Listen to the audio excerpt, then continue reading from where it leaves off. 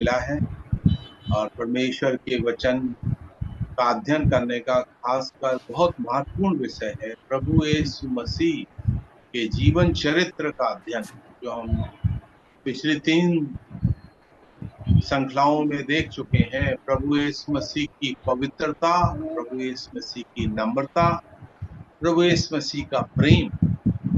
हमारे प्रभु कितने पवित्र थे, कितने नम्र थे, उनका प्रेम कितना महान था।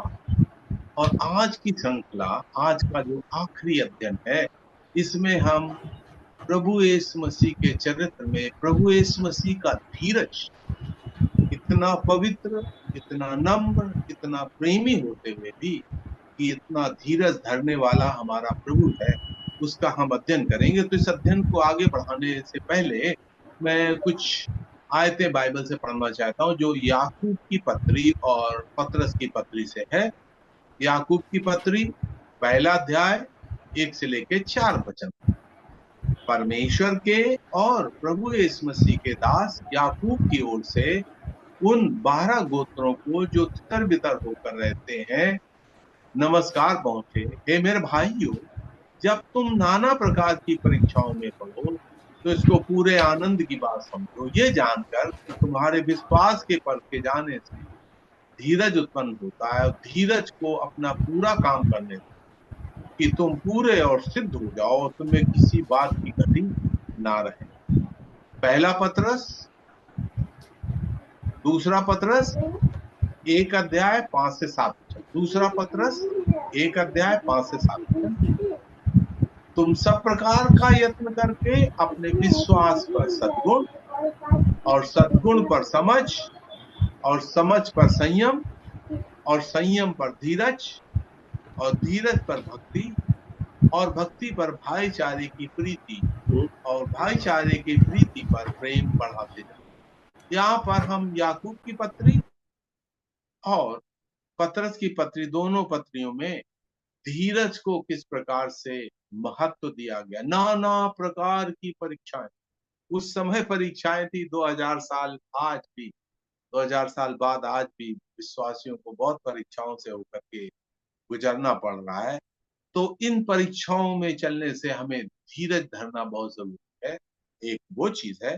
और हमारे विश्वास की जो तरक्की है, जो उन्नति है, उसकी जो सीढ़ी है, उसमें भी है कि अपने विश्वास पर समझ, संयम, और संयम पर धीरज।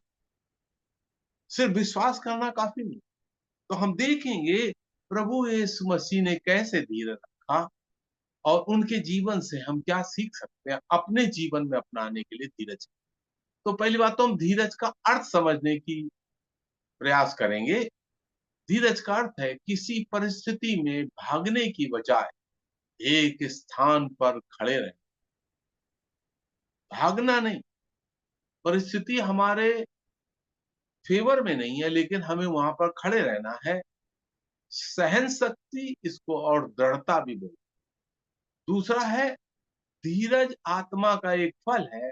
गलातियों की पत्री और उसका 5वां अध्याय, उसके 22 वचन में जो आत्मा का जो फल है, नवरत्न फल, उसमें है आत्मा का फल प्रेम, आनंद, मेल, धीरज, कृपा, भलाई, विश्वास, नम्रता और संयम।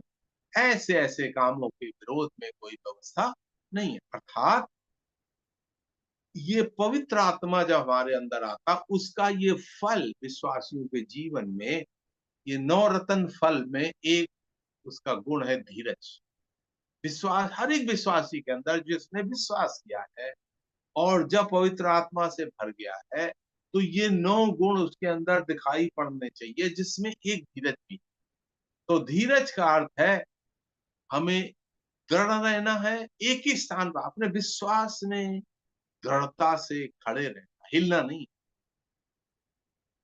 हमें क्यों ऐसा करना? क्योंकि परमेश्वर धीरजवंत परमेश्वर, परमेश्वर जल्दी नहीं करता। परमेश्वर धीरजवंत परमेश्वर है। पहला पतरस 3 अध्याय के 20 वचन में हम इस प्रकार पढ़ते हैं, जिन्होंने उस बीते विषय में आज्ञा न मानी जब परमेश्वर नूह के दिनों में धीरज धरकर ठहरा रहा और जहाज बना रहा था जिसमें बैठकर थोड़े लोग अर्थात 8 प्राणी बच पाए। अर्थात परमेश्वर ने नूह के समय में, हम क्या पढ़ते, उस समय बुराई बहुत फैल गई थी, मनुष्य के मन में जो आता था निरंतर बुरा ही आता था। लेकिन परमेश्वर उस समय भी धीरज धरे रहा। हमारा परमेश्वर धीरज का परमेश्वर। भाई और बहनों, ये एक बहुत महत्वपूर्ण गुण है। और कितने दिन हम पढ़ते हैं, परमेश्वर ने 120 साल तक धीरज रखा। पढ़ते हैं, नूह ने प्रचार किया कि लोग उस नाव में आ जाएं, लेकिन नूह, उसकी पत्नी और उसके 3 बेटे और 3 बहुओं को छोड़कर, 8 प्राणियों को छोड़कर कोई नहीं आया। धीरज का विचार बाइबल में विभिन्न शब्दों में व्यक्त किया गया है। इसको कहते हैं सहनशीलता। जब विरोध होता है तो क्या हम सहनशील हैं? और स्वयं को कुछ ऐसा करने से रोकना जो हमारे बस के अंदर है, जो हम किसी के खिलाफ में कर सकते हैं, उस मतलब नुकसान कर सकते हैं, उससे हमें अपने आप को रोकना है। उकसाए जाने, आहत होने पर स्वयं को नियंत्रित करना। लोग हमें गाली देंगे, लोग हमें भला बुरा कहेंगे, लोग हमें मारेंगे, लेकिन हम क्या करेंगे? अपने आप को नियंत्रण। इसकी मिसाल हम प्रभु यीशु मसीह के जीवन में भी देखेंगे। इसके पर्यायवाची शब्द है धैर्य और उदारता इत्यादि। धीरज का मतलब ये नहीं कि किसी गलत बात या व्यवहार को नजरअंदाज नहीं करना। धीरज को हमारे चरित्र का एक हिस्सा होना चाहिए। हम अक्सर सोचते हैं कि हम सहनशील हैं, पर हो सकता है हम सहनशील ना हो। किसी अधिकार को लागू करने से रोकना या बचना, या हो सकता है कोई आपका कर्जदार है, वो उस अधिकार जो उसको देने का वो देनदार है, उसमें से हमें अपने आप को रोकना, उसको भुगतान करने की आवश्यकता है, लेकिन हमें क्या करना है? अपने आप को रोक लेना है। हम देखते हैं निर्गमन की पुस्तक में परमेश्वर स्वयं अपने बारे में कहता है, तब यहोवा ने बादल में उतर के उसके संग खड़ा होकर यहोवा नाम का प्रचार किया, और यहोवा उसके सामने होकर यूं प्रचार करता हुआ चला, ये यहोवा परमेश्वर दयालु अनुग्रहकारी, कोप करने में धीरजवंत और अति करुणा में है। तो परमेश्वर धीरजवंत परमेश्वर है। तो ये जो धीरज का जो गुण है, हर एक विश्वासी, हमने याकूब की पत्री और पतरस की पत्री, दोनों पत्री में पढ़ा, जहां पर धीरज को दोनों प्रभु के भक्तों ने बहुत महत्व दिया है। और यहाँ पर हम देखते हैं परमेश्वर स्वयं धीरजवंत है। नूह के समय में 120 साल नूह ने प्रचार किया, परमेश्वर धीरज धरे रहा। परमेश्वर स्वयं अपने बारे में मूसा को कहता है, परमेश्वर दयालु अनुग्रहकारी और कोप करने में धीर। हम गुस्सा करने में बहुत जल्दी करते, लेकिन परमेश्वर कोप करने में धीरजवंत है। अभी हम देखेंगे प्रभु यीशु मसीह ने अपना धीरज किस प्रकार से दिखाया।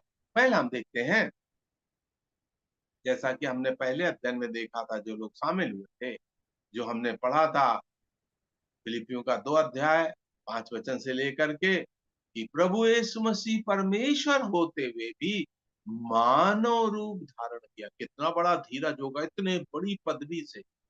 वो जो परमेश्वर है, जो आत्मा है, वो जो है मनुष्य बना, मनुष्यों से का रूप धारण किया, स्वर्ग दूतों का रूप नहीं लिया। यहाँ पढ़ते उसे मानव रूप धारण। ये उसके धीरज की एक मिसाल है। यीशु मनुष्य बना, स्वर्गदूत नहीं बना। इब्रानियों के 2 अध्याय में हम पढ़ते हैं, वो स्वर्गदूतों से कुछ कम किया गया, ताकि मृत्यु का दुख उठाने के कारण हर मनुष्य के लिए मृत्यु का स्वाद चखे। अगर प्रभु यीशु मसीह धीरज न रखते और मनुष्य न बनते, स्वर्गदूत बनते, तो क्या होता? स्वर्गदूतों को मृत्यु नहीं आती। स्वर्गदूत आत्माएं, मनुष्य एक शारीरिक प्राणी है, स्वर्गदूत आत्मिक प्राणी। हमें समझना है दोनों में फर्क। इसलिए प्रभु यीशु मसीह जब संसार में आए, वो स्वर्गदूत बन करके नहीं आए, बल्कि वो एक मनुष्य बन करके आए। तो पहला है, प्रभु यीशु मसीह के धीरज में प्रभु यीशु मसीह ने मानव रूप धारण किया। दूसरा हम पढ़ते हैं, मानव रूप ही धारण नहीं किया, वो अपने अभिभावकों के अधीन रहा। लूका के 2 अध्याय 51 और 52 वचन में हम इस प्रकार से पढ़ते हैं, वो उनके साथ गया और नासरत में आया और उनके वश में रहा, और उसकी माता ने ये सब बातें अपने मन में रखी। यीशु बुद्धि और डील डॉल में परमेश्वर और मनुष्यों के अनुग्रह में बढ़ता। यहाँ पर क्या लिखा हुआ, वो उनके बस में, अर्थात जो सांसारिक उनके अभिभावक थे उनके बस में रहा। परमेश्वर के बस में सारी चीजें हैं, लेकिन कितना धीरजवंत होगा कि जो 33.5 साल अपने अभिभावकों के बस में रहा, मनुष्यों के अधीन रहा। समझिए, परमेश्वर के अधीन सारी सृष्टि, सारी मानव जाति, सारे स्वर्गदूत हैं, लेकिन प्रभु यीशु मसीह का धीरज हम देखते हैं, वो मनुष्यों के अधीन था। तीसरी बात हम पढ़ते हैं, प्रभु यीशु मसीह ने अपने जीवन के 30 वर्ष नासरत में गुजारा। नासरत जो शहर था वो एक बदनाम शहर, समझिएगा। प्रभु यीशु मसीह को बाइबल में यीशु नासरी कहा गया, मतलब बेकार जगह के रहने वाले, बदनाम जगह के रहने वाले। तो हम पढ़ते हैं यूहन्ना के 1 अध्याय 45 वचन में, फिलिप्पुस ने नथानिएल से मिलकर उससे कहा कि जिसका वर्णन मूसा ने व्यवस्था भविष्यवक्ताओं ने किया वो हमें मिल गया है, वो यूसुफ का पुत्र नासरी है। नथानिएल ने उससे कहा, क्या कोई अच्छी वस्तु नासरत से निकल सकती है? फिलिप्पुस ने उससे कहा, चलकर देख। तब देखते हैं प्रभु यीशु मसीह कितने धीरजवंत होंगे। इतने बुरे लोग वहां रहते थे, नासरत इतने बदनाम लोग रहते थे, उनके बीच में पवित्र पवित्र पवित्र प्रभु 30 साल जीवन। कई दफे विश्वासी लोग बोलते हैं, यार हमारे साथ में रहने वाले गाली बकते हैं, कोई शराब पीता है, कोई झगड़ा करता है, उन लोगों के बीच में मैं कैसे रहूं? परमेश्वर ने आपको वहां रखा है। प्रभु यीशु मसीह को नासरत में प्रभु यीशु परमेश्वर ने रखा और वहां पर 30 वर्ष उन्होंने बिताए। तो ये उनके धीरज की एक मिसाल है। हम देखते हैं किस प्रकार से वो उस बदनाम शहर में उसने 30 वर्ष व्यतीत। क्या हमने देखा, मानव रूप धारण किया, मनुष्यों के अधीन रहा और बदनाम शहर में 30 वर्ष। हमारे लिए कितनी बड़ी मिसाल है। चौथा हम देखते हैं, परम पवित्र होते हुए भी पापियों के साथ खाया पिया। प्रभु यीशु मसीह का एक नाम है, पापियों का दोस्त, फ्रेंड ऑफ सिनर्स, पापियों का दोस्त। कितनी बड़ी चीज, कितना बड़ा धीरज होगा। मैं पढ़ रहा था भजन 16 में लिखा हुआ है, किस प्रकार से लिखा हुआ है कि मेरी भलाई जो है उन संतों और उन अच्छे लोगों के साथ है। कौन लोगों के साथ थी उसकी भलाई? जो महसूल लेने वाले पापी, जो बुरे लोग आए, वही उनके साथ बैठे और खाना खाया। हम यहाँ पर क्या पढ़ते हैं, लूका के 15 अध्याय में, चुंगी लेने वाले पापी उसके पास आया करते थे ताकि उसकी सुने, और फरीसी और शास्त्री कुड़कुड़ा कर कहने लगे, ये तो पापियों से मिलता उनके साथ खाता पीता। सोचिए कितना धीरज रखा होगा। जिनके बारे में हम पढ़ते हैं, प्रभु ने कभी कोई पाप नहीं किया, पाप जाना नहीं है, जिनके अंदर कोई पाप नहीं था, पापियों का मित्र है। कितना बड़ा धीरज हमें भी रखना। भाई और बहनों, इस अध्ययन का उद्देश्य, जब परमेश्वर मनुष्यों के बीच में डेरा किया तो धर्मियों नहीं अधर्मियों के बीच, पापियों के, पवित्र होते हुए भी पापियों के साथ रहा और उनके साथ खाया भी। कितनी बड़ी हमारे लिए प्रभु यीशु मसीह ने एक मिसाल रखी है। भाई और बहनों, हमें संसार में लोगों से मिल करके चलना है और इन लोगों को प्रभु के लिए जीतना है। यही लोग सब उद्धार पाए। हम क्या पढ़ते हैं, मत्ती जो टैक्स कलेक्टर था, चुंगी लेने वाला, वो प्रभु का चेला है। हम देखते हैं जो चोर लटका हुआ था, उसने प्रभु से प्रार्थना की, उसको भी प्रभु ने उद्धार दिया। देखिए कितनी बड़ी कृपा। हम देखते हैं सर्वाधिकारी होते हुए भी उसने सब कुछ त्याग दिया। बहुत बड़े धीरज की जरूरत थी। हम जानते हैं प्रभु ने क्या कहा, उनके उनको सिर रखने की भी जगह नहीं, उनके पास एक रुपया भी नहीं। उन्होंने कहा मनुष्य के पुत्र को इस पृथ्वी पर सिर रखने की भी जगह नहीं। कोई ऐसी जगह नहीं थी जिसको अपना कह सके, ये मेरा कमरा है, ये मेरी झोपड़ी है। यहाँ तक उनके पास एक रुपया भी नहीं था। जब लोग उनसे पूछने आए क्या कैसर को कर देना उचित है या नहीं, तो प्रभु ने क्या कहा, तुम सिक्का दिखाओ। उनके पास ये नहीं लगेगी जेब से निकाल के वो दिखा, उनके पास एक रुपया भी नहीं। उन्होंने दूसरे से रुपया लिया और सिक्का दिखा के बोला इसमें किसकी तस्वीर, उन्होंने बोला कैसर की है। प्रभु ने क्या कहा, जो कैसर का है वो कैसर को दो, जो ईश्वर का है वो ईश्वर को। यहाँ पर हमारे लिए एक बहुत बड़ी शिक्षा है। संसार के लिए हमारी जिम्मेदारी और ईश्वर के लिए हमारी जिम्मेदारी, दोनों जिम्मेदारियों को हमें आना है। तो हम देखते हैं सर्वाधिकारी होते हुए भी हमारे पास बहुत कुछ होगा, कितना बड़ा त्याग। विश्वासियों के अंदर त्याग की भावना होना बहुत जरूरी है। जो कोई अपना क्रूस उठाकर मेरे पीछे न हो ले वो मेरे योग्य नहीं। प्रभु यीशु मसीह ने उनका सारे जीवन भर, हालांकि मृत्यु के लिए उन्होंने क्रूस उठाया, लेकिन उनका सारा जीवन क्रूस के जैसा था। हम पढ़ते हैं यूहन्ना के 7 अध्याय में, प्रभु यीशु मसीह मंदिर में उपदेश दे रहे थे, सब लोग अपने अपने घर चले गए, प्रभु यीशु मसीह कहाँ गए, जैतून के पहाड़ पर गए, उनके पास कोई घर नहीं। और सुबह को फिर वो मंदिर में आए, सब लोग अपने घर गए, लोगों के अपने अपने घर थे, लेकिन प्रभु यीशु मसीह के पास घर नहीं। इसलिए प्रभु यीशु मसीह से ज्यादा गरीब, धीरज रखने वाला, त्यागी पुरुष कोई नहीं। प्रभु यीशु मसीह सर्वाधिकारी होते हुए भी उन्होंने सब कुछ त्याग दिया। छठा हम पढ़ते हैं, यहूदा इस्करियोती की चाल और धोखाधड़ी को जानते हुए भी उसको 3.5 साल तक सहता रहा। आजकल हम देखते हैं लोगों के अंदर एक भावना होती है, यार ये भाई सही नहीं, वो बहन सही नहीं, इनके साथ हम कैसे फेलोशिप कर सकते हैं। लेकिन प्रभु यीशु मसीह 3.5 साल तक यहूदा इस्करियोती की धोखाधड़ी और चालबाजी को जानते थे, क्योंकि सर्वज्ञानी प्रभु है। 3.5 साल तक साहब भाइयों, ये सहनशीलता हमारे अंदर आनी चाहिए। अगर हमारे अंदर धीरज होगा, ये सहनशीलता होगी, चर्च में झगड़े नहीं होंगे, परिवार में झगड़े नहीं होंगे, रिश्तेदारी में झगड़े नहीं होंगे।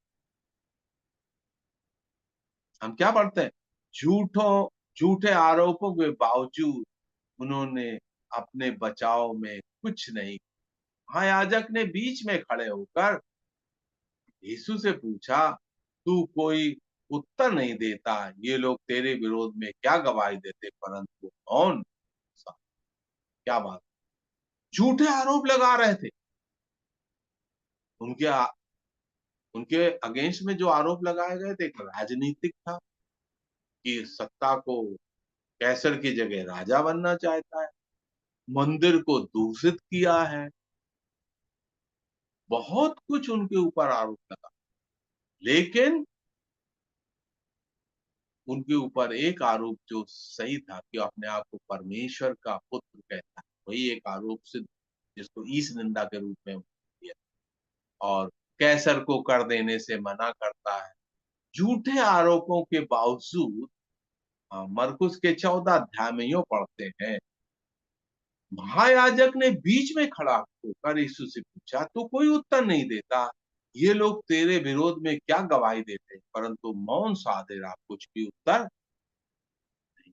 सोचिए, जब कोई आपके खिलाफ में, भाई और बहनों, इस बाइबल अध्ययन का उद्देश्य क्या है, आपके खिलाफ में बहुत कुछ झूठ कहा जाए, आप धीरज रखें, परमेश्वर का समय आएगा।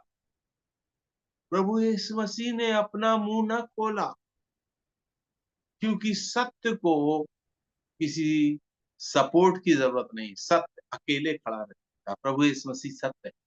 तो हम देखते हैं झूठे आरोपों के बावजूद उन्होंने अपने बचाव में कुछ नहीं। आज थोड़ा भी कुछ आता है तो हम लोग एसएमएस भेजने लगते हैं, दुनिया भर को बता, नहीं कुछ नहीं कहना। परमेश्वर हर एक चीज को देख रहा है और परमेश्वर न्याय करे। देखते हैं प्रभु यीशु मसीह की एक और धीरज है। एक प्रार्थना बाइबल में है जो प्रभु ने की नहीं।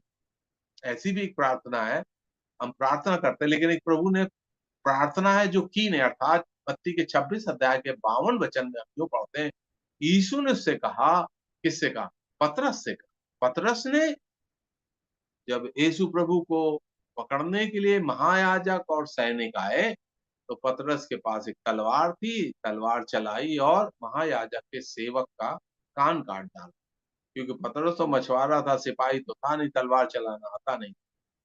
लेकिन प्रभु यीशु मसीह ने उसके कटे हुए कान को लेकर उसको फिर से फिक्स कर दिया। सोचिए, उन्होंने एक चमत्कार किया उस समय की। लेकिन हम क्या करते हैं? प्रभु यीशु ने उससे कहा अपनी तलवार काठी में रख ले, क्योंकि जो तलवार चलाते हैं वे सब तलवार से नाश किए जाएंगे। क्या तू नहीं समझता कि मैं अपने पिता से विनती कर सकता हूँ और वो स्वर्गदूतों की 12 पलटन से अधिक मेरे पास अभी उपस्थित कर। वो अगर प्रार्थना करते तो 12 पलटन स्वर्गदूत आते। पुराने नियम में क्या पढ़ते हैं?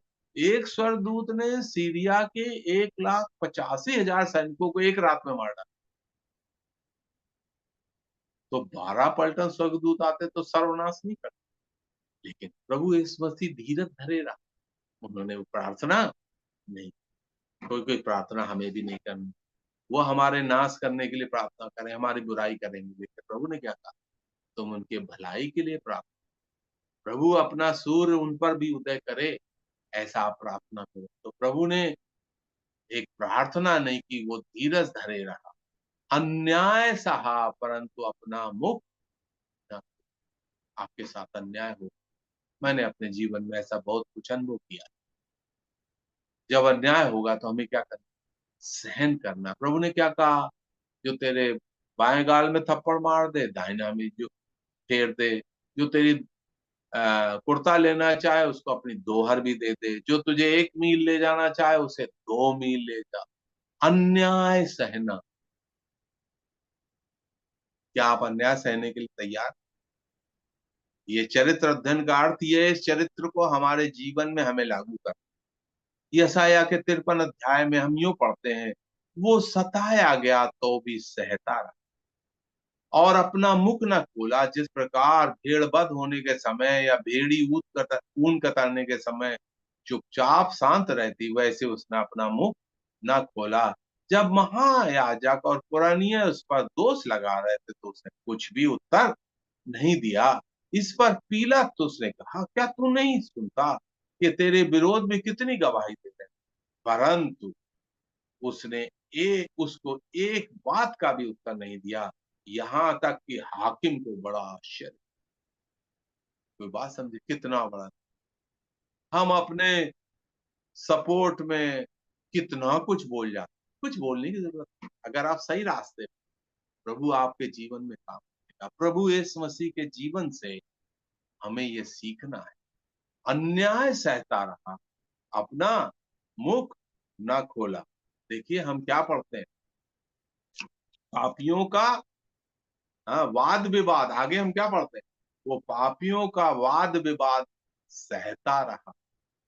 उस पर ध्यान करो जिसने अपने विरोध में, इब्रानियों के 12 अध्याय 3 वचन में लिखा हुआ है, इतना वाद विवाद सह लिया ताकि तुम निराश होकर हियाव न छोड़ दो। एक दिन हर एक घुटना टुकेगा और हर एक जीव अंगीकार करे। पापियों का वाद विवाद सहता। ये नहीं बोला उस दिन श्वेत सिंहासन के दिन मैं तुम्हें देख, नहीं। हम कभी पुलिस को कंप्लेंट, हमारा कितना भी नुकसान हो जाए, कितना विरोध है, क्योंकि हमारा प्रभु समझे। ये धीरज का अर्थ थी, क्योंकि बहुत कठिन समय से इस समय कलीसिया को, अगर हम धीरज धरे रहोगे तो बहुत बड़ा एक पुरस्कार होगा। अभी मैं आपका ध्यान धीरज के पुरस्कार पर रखना चाहता हूँ। धीरज धरने से क्या लाभ होगा? क्या पुरस्कार मिलेगा। हमारा धीरज व्यर्थ में नहीं जाएगा। विश्वास का इम्तिहान होता है, अतः धीरज रखना आवश्यक है। जो हमने विश्वास जीवन प्रारंभ किया, उसको समाप्त करना भी बहुत जरूरी है। तो हमें क्या करना है, जो हमने विश्वास में चलते रहेंगे, आखिरी दम तक हमें अपने विश्वास में दृढ़ बने रहना, धीरज धरे रहना है। धीरज से क्या होता है, चरित्र खरा हो। जो आदमी धीरजवंत होगा, उसका चरित्र उत्तम होगा, अच्छा होगा। इसलिए आप धीरज रखना सीखिए। धीरज से चरित्र खरा होता है, इसलिए आपको धीरज को अपनाना होगा। धीरज से सिद्धता और परिपक्वता प्राप्त। जब तक आप धीरज नहीं रहोगे, सिद्धता की ओर कैसे बढ़ोगे। याकूब अपने 1 अध्याय के 4 वचन में लिखते हैं, जब धीरज को काम करने दो और उससे तुम्हें परिपक्वता और सिद्धता प्राप्त होगी। आप विश्वास में परिपक्व हो जाएंगे। मैंने बहुत कुछ सहा है पिछले 51 सालों में मैं प्रभु में, लेकिन धीरज में धरता रहा। हर एक क्षेत्र में मैं धीरज धरता। और आपको भाई और बहनों, जिस भी परिस्थिति में है, आपको धीरज धरना। इस बाइबल अध्ययन का उद्देश्य ही है, धीरज से परमेश्वर की प्रतिज्ञाएं पूरी। कई बार हम क्या सोचते हैं, आज ही हो, ऐसा नहीं हो। आपको वेट करना पड़ेगा, धीरज रखना पड़ेगा। परमेश्वर ने कहा है, परमेश्वर की अपनी समय श्रेणी है। हमारे समय के अनुसार परमेश्वर नहीं चलता। धीरज से परमेश्वर की प्रतिज्ञाएं पूरी होंगी। परमेश्वर ने जो वादा किया है, वो अपने वायदा को पूरा करेगा। हम क्या पढ़ते हैं, उसका कोई भी वादा न होगा अधूरा, उसका आने का वादा भी होगा पूरा। कहे प्रभु आज ही आ जा। पहली शताब्दी के विश्वासी उस समय प्रभु यीशु मसीह के आने का इंतजार कर रहे थे, लेकिन वो प्रभु में सो गए। लेकिन हम क्या पढ़ते हैं, उनके धीरज का फल कैसे होगा, जब प्रभु यीशु मसीह आएंगे हवा में, हमसे पहले जो हम जीवित है वो लोग उठा लिए, धीरज का फल होगा। हम उनको नंबर 1 होंगे, क्योंकि उन्होंने बहुत धीरज धरा है। तो धीरज से परमेश्वर की प्रतिज्ञाएं पूरी होती। धीरज से करुणा और दया प्राप्त।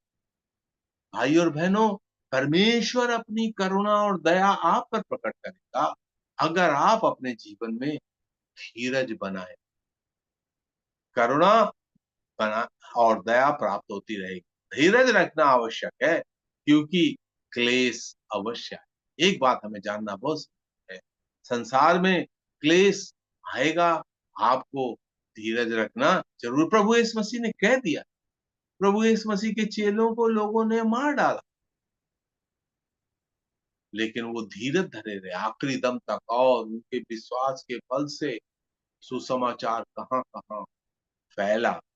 सो धीरज से विश्वास की परख तथा उन्नत होती है। अभी मैं आपको इसको कुछ मिसाल देना चाहता हूँ।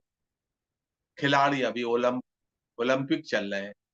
जो लोग ओलंपिक में, हमारे देश के भी कुछ लोगों ने मेडल जीते, लेकिन कैसे जीते, एक दिन में, एक महीने में, एक साल में नहीं, कई वर्षों का प्रयास, कई वर्षों का प्रयास, धीरज धीरज धर के, तब वो खिलाड़ी को उसको मेडल मिला।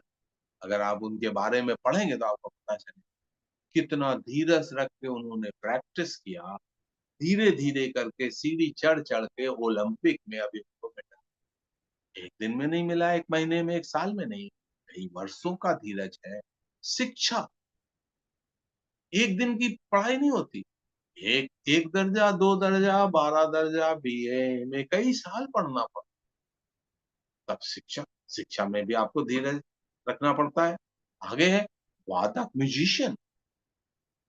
जो लोग वादक लोग होते हैं, वो धीरे धीरे करके सीखते। एक दिन में कोई संगीत बाजा बजाना नहीं सीख पाता। अधिकारी, वो भी धीरे धीरे करके आगे बढ़ते हैं, छोटे रैंक से बड़े रैंक में। और किसान, इसके बारे में आप लोग सिर्फ जानते हो, किसान बीज बोता है, पकाने में कितना समय लगता है। ऐसा नहीं आज बोया और कल काट लिया, नहीं।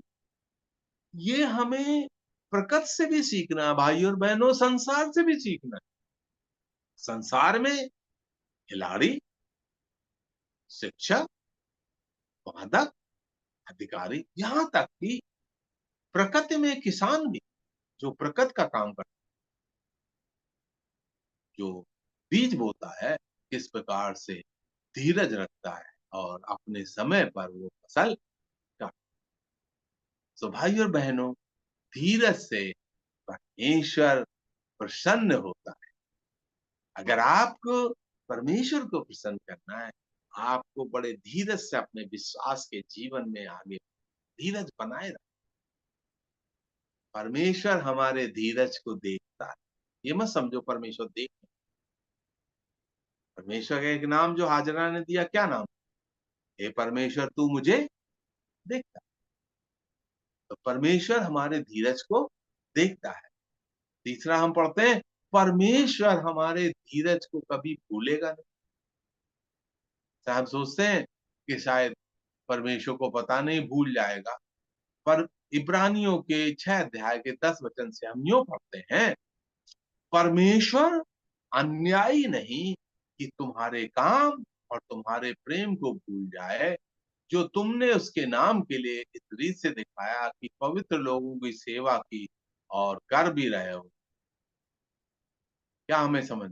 परमेश्वर तुम्हारे प्रेम को और तुम्हारे काम को कभी भूलेगा नहीं, और जो तुम सेवा कर रहे हो, सेवा को प्रभु जानता, एक एक चीज को प्रभु जानता। धीरज में एक और चीज मैं आपको बताना चाहता हूँ, परमेश्वर हमारी क्षमता से अधिक हम पर बोझ नहीं डाले। जो परीक्षाएं आएंगी जिसमें हमको धीरज रखना है, उसमें हमारी जितनी क्षमता है, परमेश्वर हम में से हर एक की क्षमता को जानता। परमेश्वर सच्चा है, पर कुरिन्थियों के 10 अध्याय के 13 वचन में पढ़ते हैं, वो तुम्हें सामर्थ्य के बाहर परीक्षा में न पड़ने देगा, वरन परीक्षा के साथ निकास भी करेगा ताकि तुम सह सको। ध्यान रखें कि परमेश्वर हमेशा काम कर रहा है। परमेश्वर सो नहीं रहा है, परमेश्वर लापरवाह नहीं है, परमेश्वर काम कर रहा है। जब हम सोचते हैं वो चुप है, लेकिन हम जानते हैं परमेश्वर काम कर रहा है। प्रभु यीशु मसीह ने कहा, मेरा पिता अब तक काम करता है, मैं भी काम। ध्यान रखें, परमेश्वर देख रहा है, आपके लिए परमेश्वर काम कर रहा है। और धैर्य का अंत, जो धीरज का अंत होगा, उसमें प्रसन्नता होगी। जो आप धीरज रखोगे, एक दिन प्रसन्नता प्राप्त करोगे। जो इस प्रकार से वो इस भाइयों, जब तुम नाना प्रकार के, याकूब की पत्री पहला अध्याय में लिखा हुआ है, तो पूरे आनंद की बात समझो जब तुम परीक्षाओं में पढ़ो, यह जानकर कि तुम्हारे विश्वास के परखे जाने से धीरज बंद होता है। पर धीरज को अपना काम पूरा करने दो कि तुम पूरे और सिद्ध हो जाओ और तुम में किसी बात की घटी ना हो। पर यदि तुम में से किसी बुद्धि की घटी हो तो परमेश्वर से मांगे, जो बिना उलाहना दिए सबको उदारता से देता है और उसको दी जाएगी। पर जो विश्वास से मांगे वो और संदेह न करे, क्योंकि संदेह करने वाला समुद्र की लहर के समान है, जो हवा से बहती है। परमेश्वर तुम्हें देगा, लेकिन एक चीज है, धीरज धरना जरूर। आगे हम अंत में मैं आपको 2 मिसाल देना चाहता हूं, वो है अब्राहम की मिसाल और सारा की मिसाल। आप जानते हैं परमेश्वर ने अब्राहम को ऊर देश से बुलाया था और प्रतिज्ञा दी थी। 7 प्रतिज्ञाएं हैं उत्पत्ति के 12 अध्याय। मैं तेरा नाम बड़ा करूंगा, बड़ी जाति बनाऊंगा, मैं तुझे आशीष दूंगा, तू आशीष का मूल होगा, संत के सारे कुल तेरे द्वारा उद्धार पाएंगे। लेकिन हम क्या पढ़ते हैं, उसकी प्रतिज्ञाएं पूरी नहीं हुई, अब्राहम को संतान नहीं मिली। 75 वर्ष की उम्र में अब्राहम ऊर देश से छोड़कर कनान देश छूटे। और हम देखते हैं परमेश्वर ने उसे संतान नहीं दी। लेकिन अब्राहम को धीरज था। हम उसके बारे में क्या पढ़ते हैं? रोमियो के 4 अध्याय में उसने निराशा में भी आशा रखकर विश्वास किया कि उस वचन के अनुसार तेरा वंश ऐसा होगा कि तू बहुत जातियों का पिता होगा। और एक जब वो 100 वर्ष का था, अपने मरे हुए शरीर और सारा के गर्भ की मरी हुई दशा जानकर भी विश्वास में निर्बल ना हुआ और ना अविश्वासी होकर परमेश्वर की प्रतिज्ञा पर संदेह किया, पर विश्वास में दृढ़ होकर परमेश्वर की महिमा की और निश्चय जाना कि जिस बात की उसने प्रतिज्ञा की है वो उसे पूरा करने में समर्थ है। अब्राहम को प्रतिज्ञा की थी, प्रतिज्ञा में समय लगा, 25 वर्ष का समय, लेकिन प्रतिज्ञा पूरी हुई। उसका कोई भी वादा न होगा अधूरा। जो उसने वादे किए, बाइबल में जितने वादे हैं सब आमीन, हाँ और आमीन। लेकिन हम पढ़ते हैं अब्राहम का विश्वास, सारा अम्मा का अविश्वास। हम क्या पढ़ते हैं? अब्राहम की पत्नी सारा को कोई संतान नहीं थी। उसने हाजरा नाम की मिस्री जो नौकरानी थी, उसे अब्राहम से कहा, देख यहोवा ने मेरी कोख बंद कर रखी है, मैं तुझसे विनती करती हूँ तू मेरी लौंडी के पास जा और संभव हो कि मेरा घर उसके द्वारा बस जाए। और हम क्या देखते हैं? सारा को विश्वास नहीं। करीब करीब 16 वर्षों सारा ने अपने ज्ञान लगा करके संतान पैदा करने का एक स्कीम बनाया, और हम देखते हैं किस प्रकार से वो स्कीम फेल होगी। हाजिरा गर्भवती हुई, उसको बड़ा घमंड आ गया, सारा को हाजिरा को निकालना पड़ा। और फिर हम देखते हैं हाजिरा से जो इस्माइल पैदा हुआ वो भी घमंडी हुआ। उसने जब इसहाक पैदा हुआ तो उसका मजाक उड़ाया। तो हम देखते हैं वो इसहाक और इस्माइल के बीच में कितनी बड़ी एक समस्या खड़ी हुई, जिसका कि आज भी हम प्रभाव देख सकते हैं, जिसको बोलते हैं मध्य पूर्व में कितना बड़ा युद्ध चल रहा है, कितनी बड़ी समस्या चल रही है। तो अब्राहम को धीरज, लेकिन सारा को धीरज नहीं। धीरज न रखने का परिणाम क्या? हम देखते हैं जब सारा की बच्चे तो हो गए, इस्माइल भी पैदा हुआ, इसहाक भी आया, लेकिन जब सारा की मृत्यु हुई तो ना तो उसकी मृत्यु पर इसहाक आ सका, ना ही इस्माइल आ सका। उसके दफने ने उसकी मट्टी दी गई तब दोनों नहीं, लेकिन अब्राहम की जब मट्टी दी गई तो इस्माइल और इसहाक दोनों। भाई और बहनों, परमेश्वर आपके धीरज का पुरस्कार अवश्य। तो हमें क्या करना? हमें धीरज रखकर अपने विश्वास में आगे बढ़ते रहे और अपने जीवन के द्वारा प्रभु की महिमा। भाई और बहनों, धीरज रखें, परमेश्वर अपनी प्रतिज्ञाएं पूरी करे। और एक बार मैं फिर से आपसे कहता हूँ, उसकी प्रतिज्ञाएं सब हाँ और आमीन है। वो सर्वशक्तिमान परमेश्वर है और उसको सब करने का शक्ति और अधिकार। तो भाई और बहनों, हमने जो प्रभु यीशु मसीह के चरित्र या जीवन चरित्र का जो अध्ययन किया है, उनकी पवित्रता, उसको हम अपने जीवन में लागू करें। उनकी नम्रता, कितने नम्र हुए, हम अपने आप को नम्र बनाए। उनका प्रेम, कितना प्रेम था उनको कि हमारे लिए, अपने दुश्मनों के लिए अपने प्राण को दे दिया। और सबसे आगे उनका धीरज, वो अंत तक धीरज रखते रहा और अपने बचाव में उन्होंने कुछ नहीं, अपने प्राण भी। भाई और बहनों, मृत्यु तक हमें धीरज रखना है, वफादार बने रहना। प्रभु अवश्य आपके धीरज का पुरस्कार। हमें हिलना नहीं है, धैर्य से अपने विश्वास में अपने प्रभु के लिए खड़े रहना है और एक दिन प्रभु इसका पुरस्कार। तो प्रभु करे इस अध्ययन से आप लोग लाभ पाएं और आप अपने विश्वास में आगे बढ़ते जाएं। प्रभु आप सब आशीष से बहुत बहुत